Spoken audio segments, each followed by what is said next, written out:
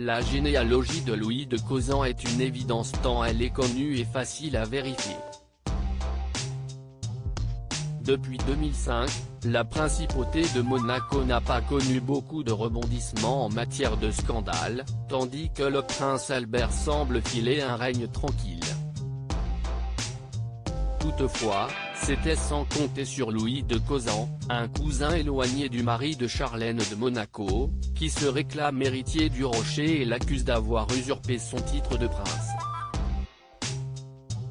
Ce serait une affaire vieille de plusieurs années qui aurait détourné la branche dite légitime à la succession au trône de Monaco, et dont Louis de Causan fait partie, qui aurait assis les Grimaldi sur le trône à sa place.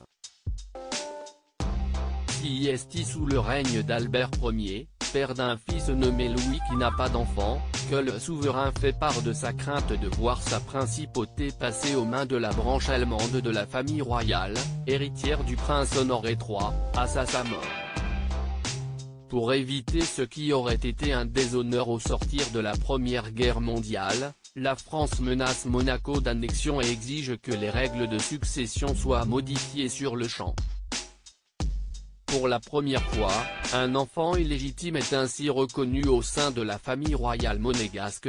Charlotte, née d'une liaison de Louis II avec une certaine Marie-Juliette, hôtesse de cabaret à Paris, devient ainsi princesse de Monaco, et n'était autre que la mère de Régnier III, le père du prince Albert II. Une exception qui a évincé la descendance allemande, à laquelle Louis de Causan appartient. Cette règle successorale est-elle toujours en vigueur? Après que plusieurs de ses ancêtres aient essayé d'obtenir justice, Louis de Causan a réessayé en 2019 d'obtenir des dommages en intentant une première action qui a été déboutée par le tribunal. Selon la justice, le plaignant n'apportait pas assez de preuves de sa filiation.